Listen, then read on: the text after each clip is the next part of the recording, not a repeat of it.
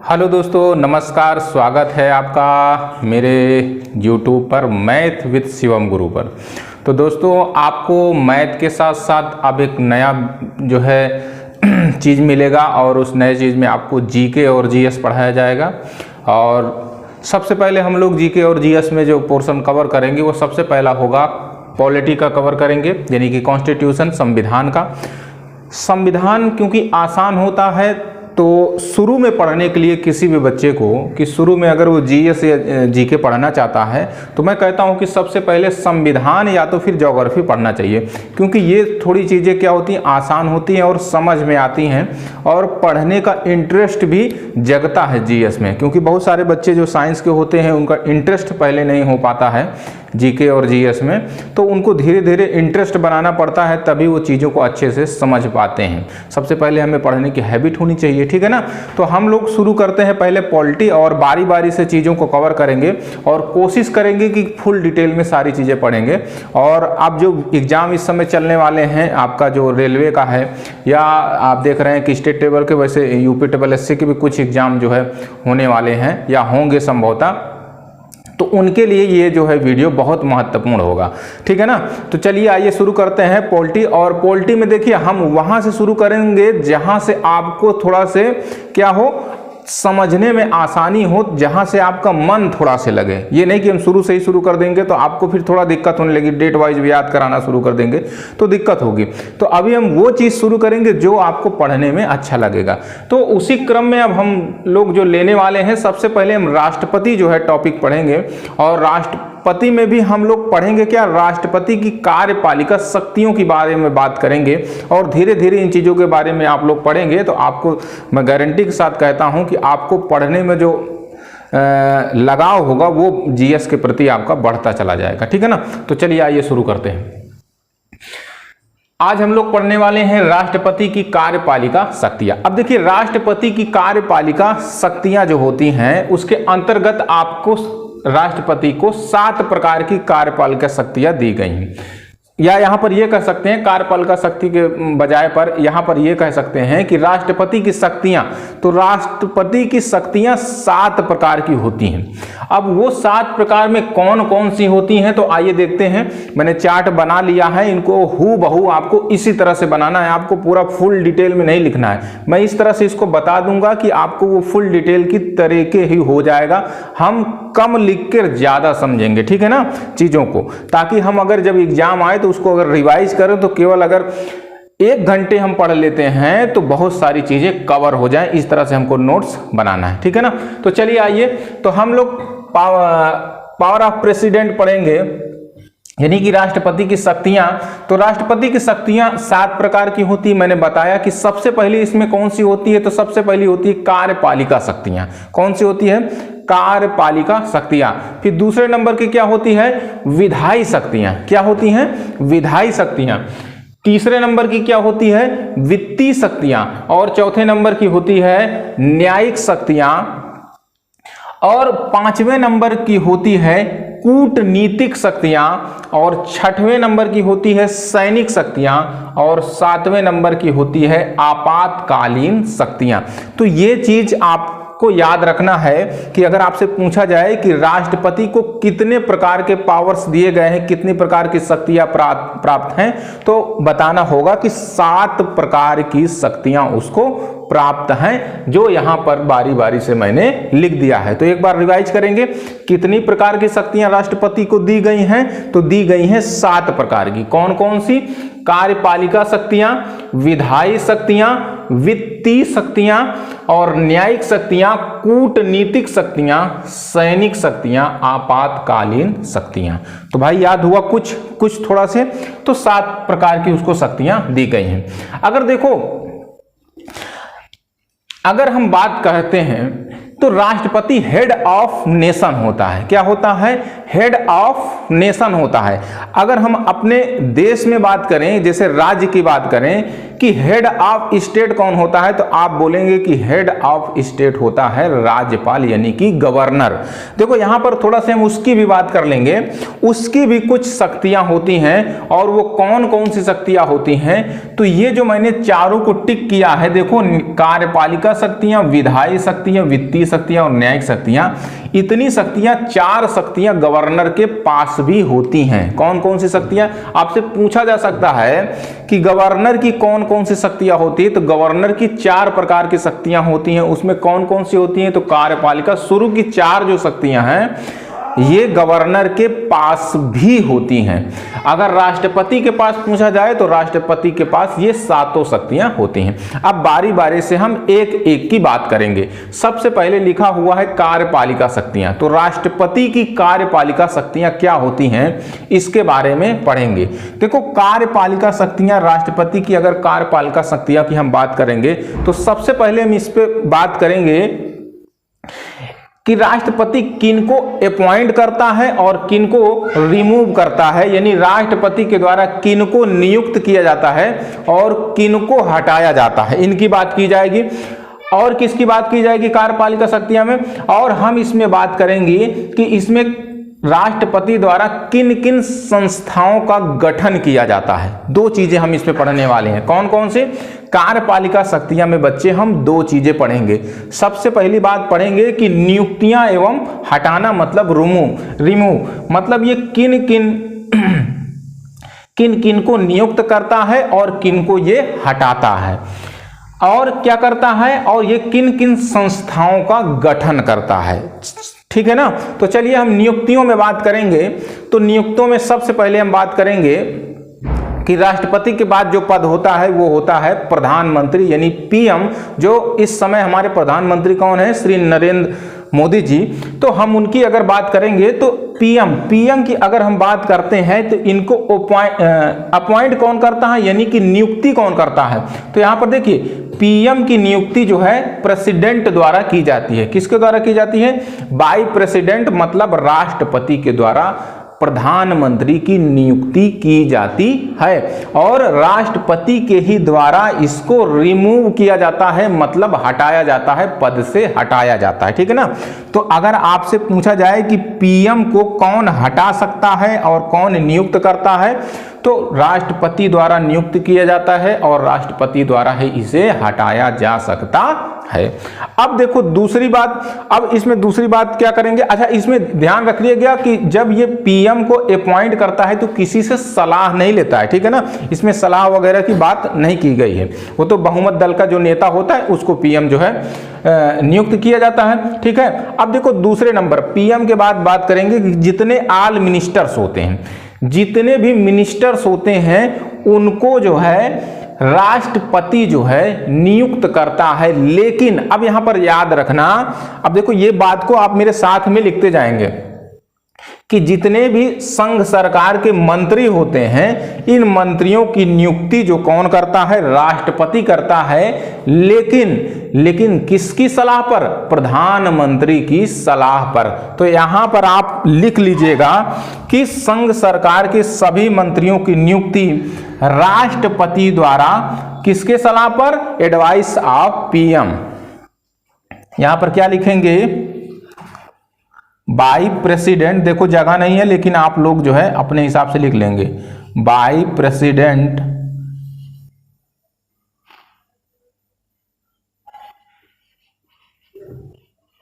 Advice of PM.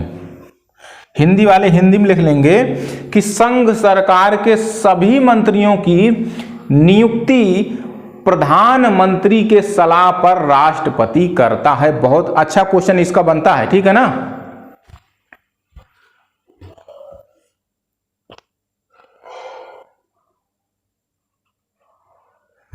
ठीक है?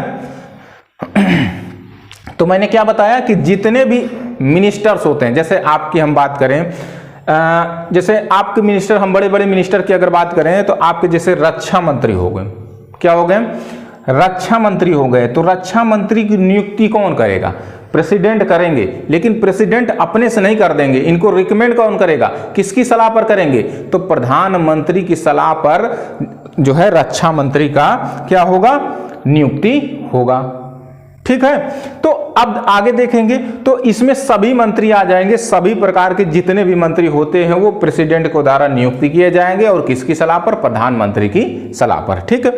अब आगे देखते हैं तीसरे नंबर पर कि सभी राज्यों के राज्यपाल, ध्यान रखना, सभी राज्यों के राज्यपाल की नियुक्ति कौन करता है? तो भाई प्रेसिडेंट करता है। हम यहां पर पढ़ ही रहे हैं क्या कि राष्ट्रपति किनको नियुक्त करता है और किनको हटाता है, यही तो पढ़ रहे हैं। तो ध्यान में रखिएगा कि सभी राज्यों के राज्यपाल का जो नियुक्ति करता है वो प्रेसिडेंट करता है। लेकिन अब यहां पर ध्यान रखिएगा कि प्रेसिडेंट अपने आप नहीं कर देता है, वो किसी से सलाह लेता है। तो सभी राज्यों के राज्यपाल का जो नियुक्ति है वो प्रेसिडेंट के द्वारा किया जाता है, लेकिन सेंट्रल गवर्नमेंट के एडवाइस पर, यानी संघ सरकार के एडवाइस पर राज्यपाल की नियुक्ति राष्ट्रपति द्वारा की जाती है। तो इस बात को आप लोग ध्यान में रखिएगा और ये चीजें जो मैं बताता जा रहा हूं इनको नोट करते जाइए। आप लोग क्या करते जाइए? नोट करते जाइए। ठीक है। तो सभी राज्यों के राज्यपाल किनके द्वारा नियुक्त किए जाते हैं? पूछा जाता है कि राज्यों के राज्यपाल की नियुक्ति कौन करता है? तो राज्यों के राज्यपाल की नियुक्ति करता है इस तरह से। अब आप मान लीजिए कह दिया कि राज्यों के राज्यपाल की नियुक्ति निम्नलिखित में से कौन करता है। अब आपके पास ऑप्शन देगा, ये ऑप्शन दे दिया राष्ट्रपति, पहला ऑप्शन। दूसरा ऑप्शन दे दिया राष्ट्रपति की सलाह पर। देखो ऑप्शन के अकॉर्डिंग भी हम आंसर को जो है चूज करते हैं। पहला ऑप्शन दे दिया कि राज्यों के राज्यपाल की नियुक्ति निम्नलिखित में से कौन करेगा। तो नंबर 1 पर दे दिया राष्ट्रपति यानी प्रेसिडेंट, और नंबर 2 पर दे दिया कि संघ सरकार के सलाह पर राष्ट्रपति द्वारा, और तीसरा ऑप्शन दे दिया कि चीफ जस्टिस ऑफ इंडिया, और चौथा ऑप्शन दे दिया नन ऑफ दिस। तो इसमें कौन सा लगाएंगे? तो बच्चे आप इसमें देखो प्रेसिडेंट तो यहां पर भी दिया है और यहां पर दिया है प्रेसिडेंट, लेकिन किसकी सलाह पर? सेंट्रल गवर्नमेंट के सलाह पर। तो सेंट्रल गवर्नमेंट के सलाह पर अगर करता है तो भाई जो हमारा सबसे नजदीकी होगा आंसर, जो सबसे अच्छा आंसर कहलाएगा वो कहलाएगा कि संघ सरकार के एडवाइस पर राष्ट्रपति द्वारा। अगर मान लो ये संघ सरकार के राष्ट्रपति द्वारा वाला ऑप्शन न होता तब फिर आप सीधे पहुंच जाते कि राष्ट्रपति इसकी नियुक्ति करता है। ठीक है ना, इस तरह से। अब देखो, अब इनकी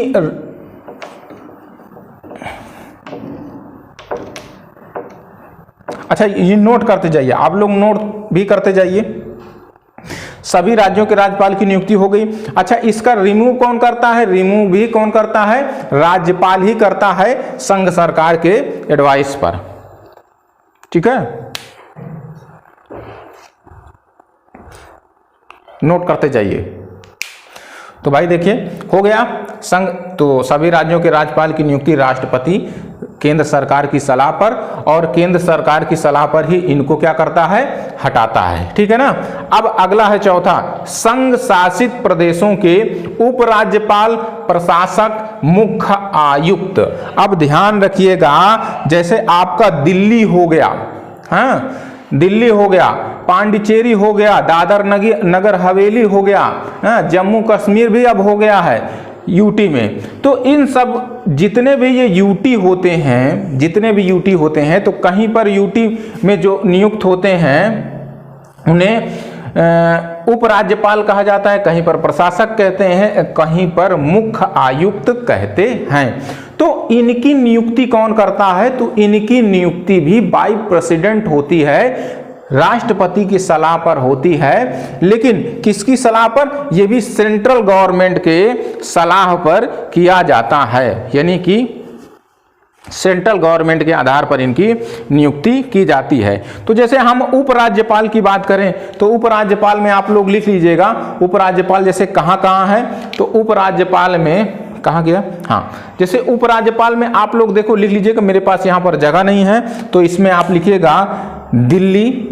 जैसे उपराज्यपाल कहाँ कहाँ पर हैं, तो उपराज्यपाल आपको मिलेंगे दिल्ली में, पांडिचेरी में, और कहाँ पर मिलेंगे? दादर एवं नगर हवेली, दादर एवं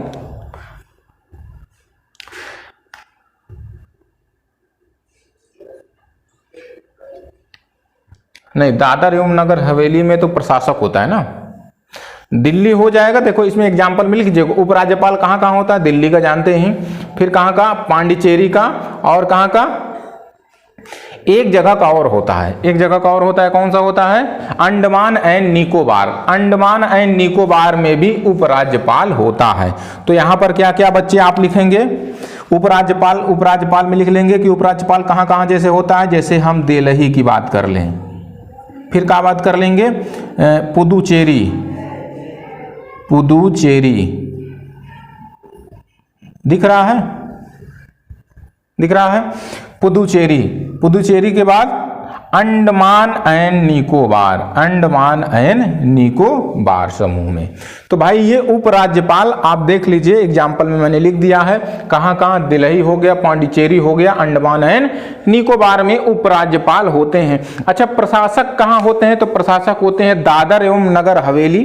जैसे प्रशासक की हम बात करेंगे तो ये होते हैं दादर एवं नगर हवेली, और कहां पर होते हैं, और होते हैं लक्षद्वीप, और होते हैं दमन एवं दीव में।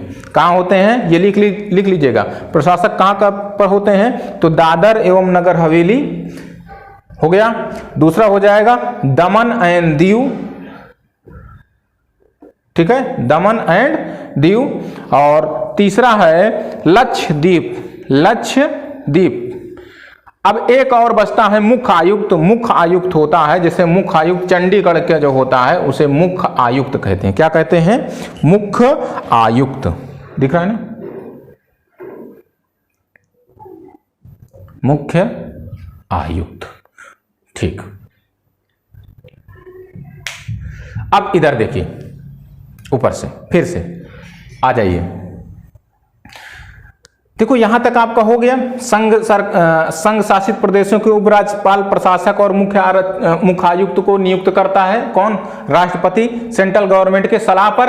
अब आइए आप अटॉर्नी जनरल, जैसे अटॉर्नी जनरल महान्यायवादी, इसको कहते हैं क्या हिंदी में, महान्यायवादी।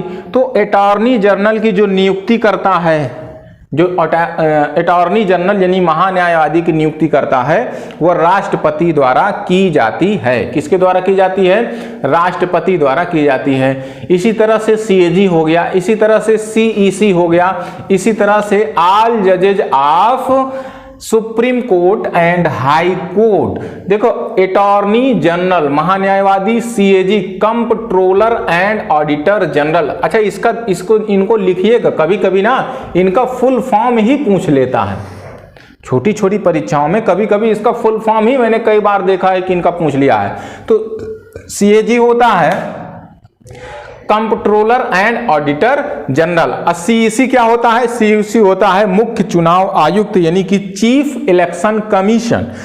हिंदी में इसमें लिखिएगा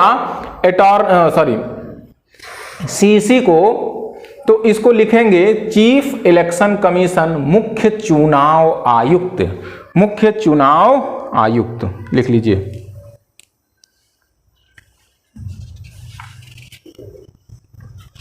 मुख्य चुनाव आयुक्त।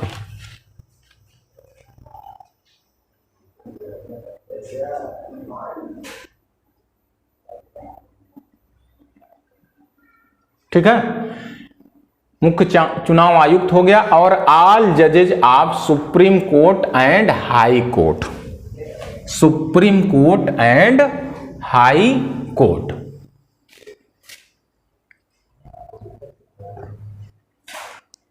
इनकी सब की नियुक्ति जो है किनके द्वारा की जाती है, इन चारों की। तो इन चारों की नियुक्ति जो की जाती है, खैर अब इनकी नियुक्ति तो स्वतंत्र नहीं है सुप्रीम कोर्ट की और हाई कोर्ट की, क्योंकि अब इसमें आप लोगों को पता होगा कि इनकी नियुक्ति के लिए एक अलग से गठन कर दिया गया है। उसको खैर मैं बाद में बताऊंगा, अभी नहीं, ठीक है ना। अभी बस आप इतना जानिए कि attorney general of India, CAG हो गया, सीईसी हो गया, ऑल जजेज of supreme court and high court, इनकी नियुक्ति भी राष्ट्रपति द्वारा की जाती है। इनकी नियुक्ति राष्ट्रपति द्वारा की जाती है, ठीक है ना।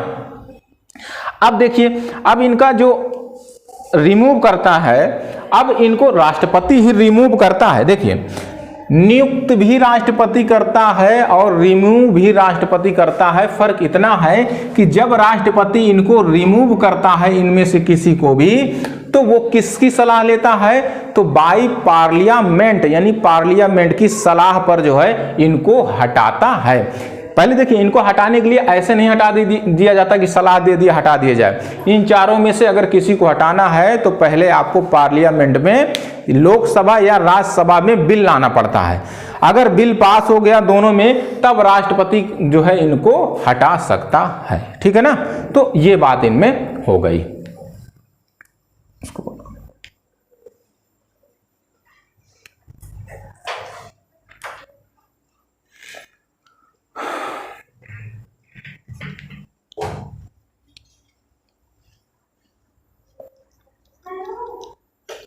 चलो,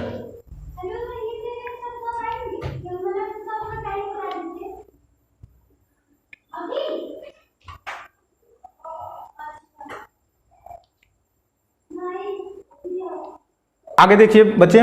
अब आगे हम देखेंगे, अभी मैं इसको रिवाइज करूंगा, आप लोग घबराइएगा नहीं, याद कराऊंगा अभी का अभी। अब देखो आगे देखते हैं, तो जैसे यूपीएससी हो गया।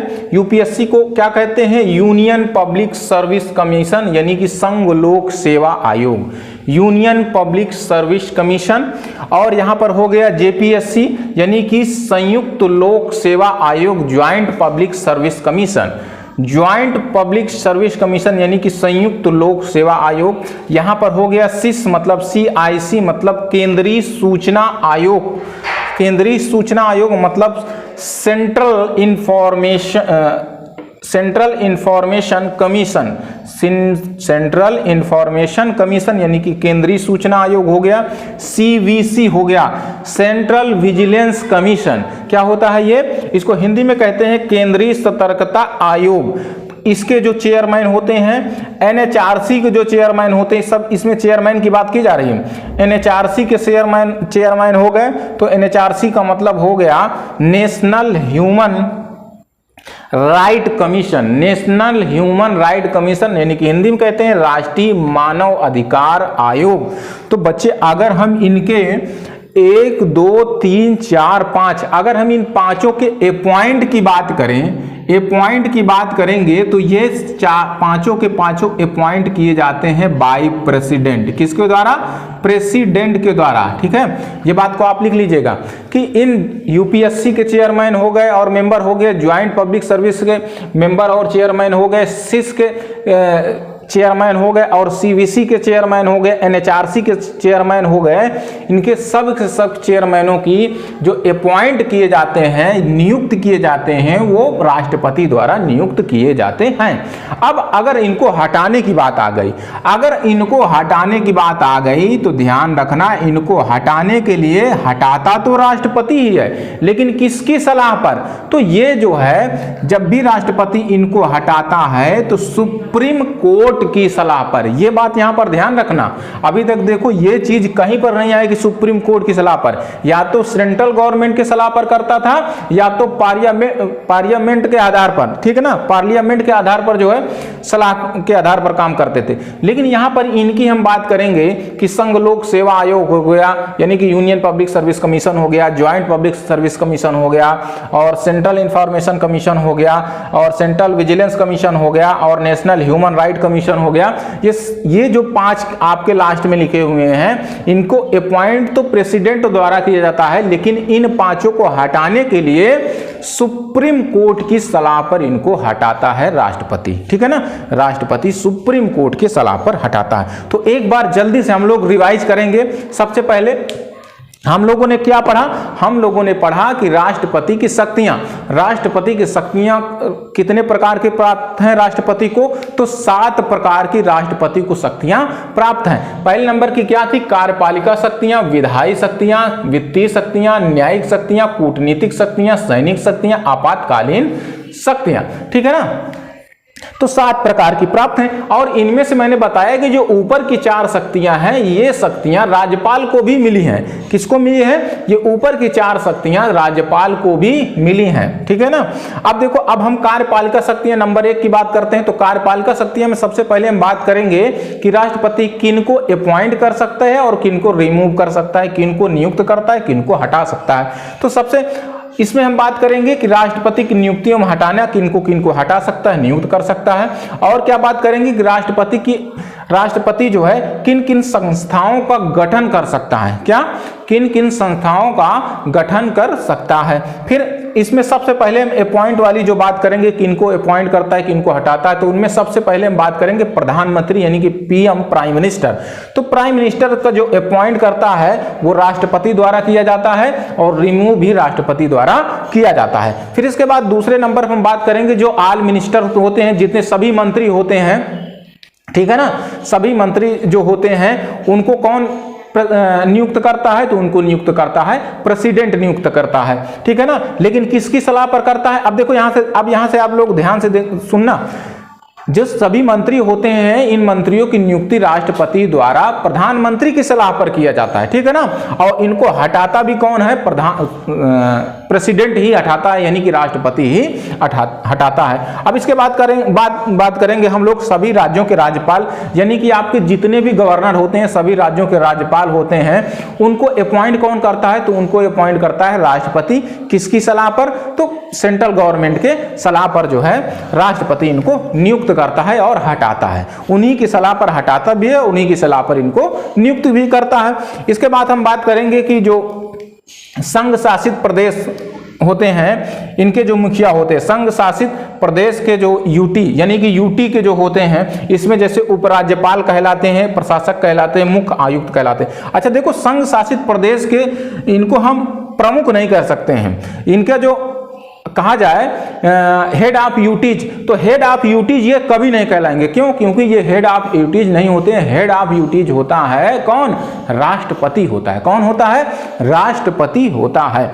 तो संघ शासित प्रदेशों की हम बात करें तो उपराज्यपाल कहां कहां कहलाते हैं? तो जैसे आपका दिल्ली हो गया, पांडिचेरी हो गया, अंडमान एंड निकोबार हो गया, यहां पर क्या कहलाते हैं? उपराज्यपाल कहलाते हैं। और अगर हम प्रशासक की बात करें कि प्रशासक कहां कहां कहलाते हैं, तो प्रशासक हमने आपको बताया था, क्या क्या बताया था? प्रशासक में हमने आपको बता दिया था कि दादर एवं नगर हवेली हो गया, दमन एवं दीव हो गया, लक्षद्वीप हो गया, यहां पर क्या होते हैं? प्रशासक होते हैं। और अगर हम मुख्य आयुक्त की बात करें तो मुख्य आयुक्त जो आपका होता है वो चंडीगढ़ में होता है, ठीक है ना, चंडीगढ़ में होता है। और इनकी जो नियुक्ति होती है किनके द्वारा होती है? एडवाइस ऑफ सेंट्रल गवर्नमेंट, ठीक है। इतना हो गया। अब आगे आते हैं तो ऑडिटर जनरल हो गया, CAG controller and auditor general हो गया, सीसी हो गया, चीफ इलेक्शन कमीशन हो गया। लिख लीजिएगा, मैंने लिखा नहीं, चीफ इलेक्शन कमीशन, इनको हिंदी में लिखेंगे तो ये महान्यायवादी, और ये कंट्रोलर एंड ऑडिटर जनरल, इसको हिंदी में क्या कहते हैं?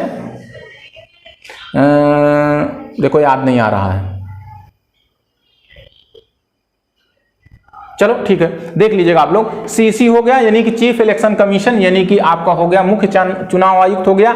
ऑल जजेज हो गया सुप्रीम कोर्ट और हाई कोर्ट के।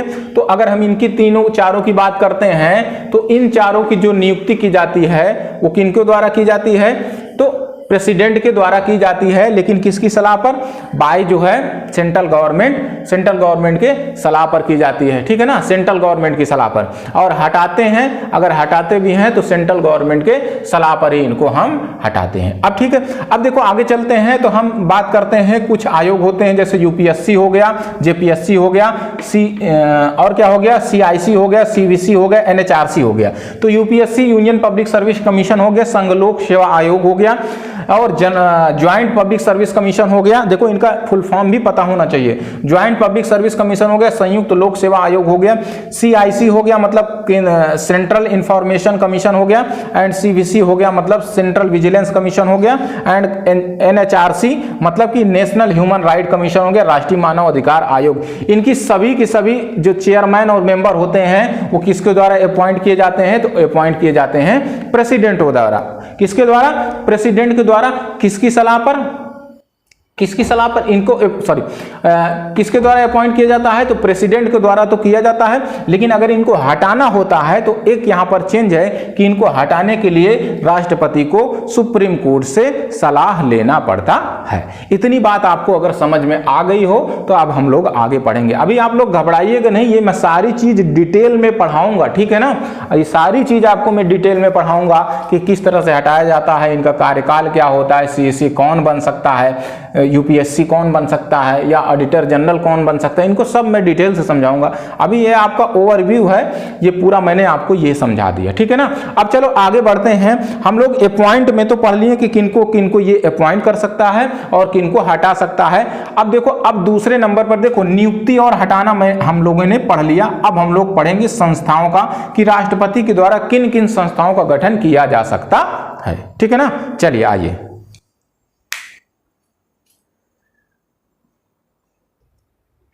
चलो अच्छा, एक मिनट रुकिएगा आप लोग, इसमें कुछ चीजें मैं आपको करंट का भी बता देता हूं ताकि आपको याद रहे।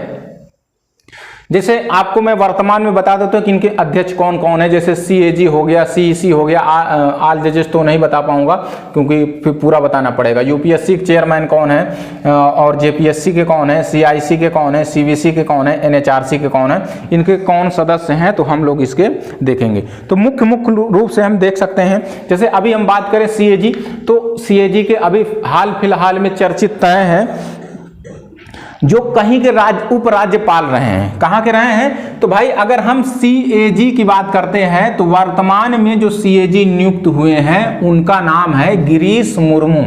क्या नाम है? लिखिएगा, गिरीश मुर्मू।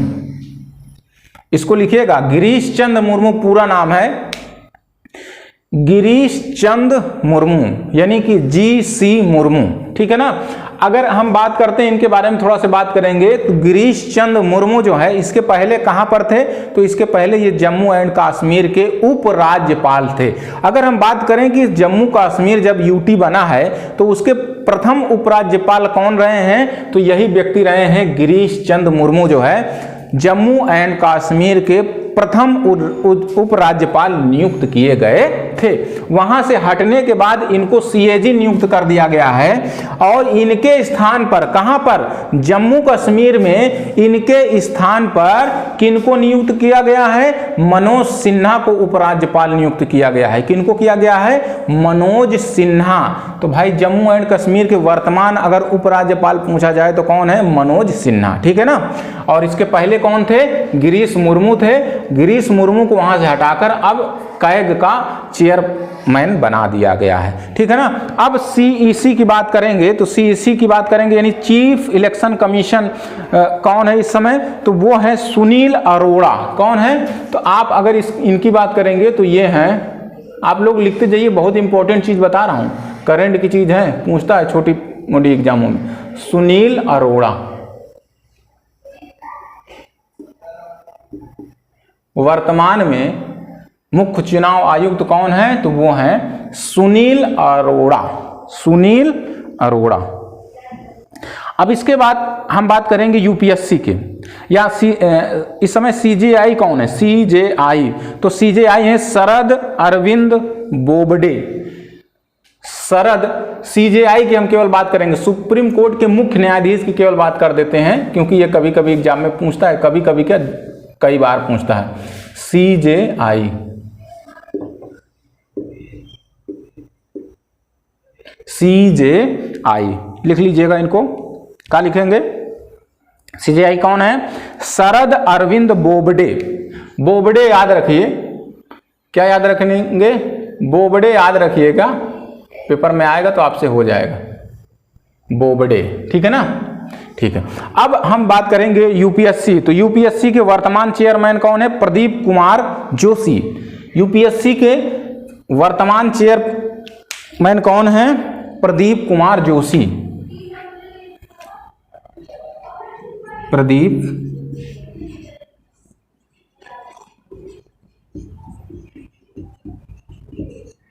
लिखते जाना, बढ़िया चीज बता रहा हूं, प्रदीप कुमार जोशी। इसके बाद सीआईसी कौन है? यानी कि चीफ इलेक्शन कमीशन, इस समय चीफ इलेक्शन कमीशन कौन है? तो बिमल जुल्का है। क्या नाम है इनका? बिमल जुल्का। बिमल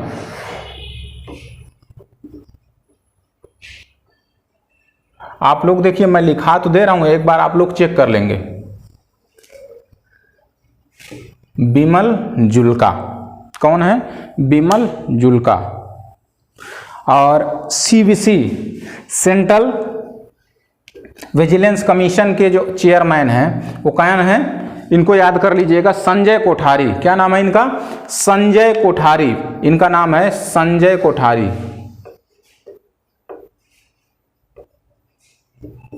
संजय कोठारी, ठीक है ना। और एनएचआरसी के राष्ट्रीय मानव अधिकार आयोग के अध्यक्ष कौन है? एचएल दत्तू। एचएल दत्तू आपको पता होना चाहिए कि ये पूर्व सीजेआई हैं, पूर्व मुख्य न्यायाधीश हैं। और ये भी पता होना चाहिए कि राष्ट्रीय मानव अधिकार आयोग का जो अध्यक्ष होता है वो पूर्व से सीजेआई ही बन सकता है। तो देखो, आज का वीडियो में आप इतना ही रखिए। आज मैंने इतना बता दिया है। अब इसके आगे हम पढ़ेंगे कि राष्ट्रपति किन किन संस्थाओं का गठन कर सकता है। फिर इनको बताने के बाद फिर इनके अंदर हम एंट्री करेंगे, डिटेल में फिर पढ़ेंगे, ठीक है ना। तो चलिए आज इसमें इतना ही रखते हैं। तो दोस्तों, अगर वीडियो आपको अच्छा लगा हो तो आप इसको शेयर जरूर करें और चैनल को सब्सक्राइब करें, ठीक है ना। चलिए।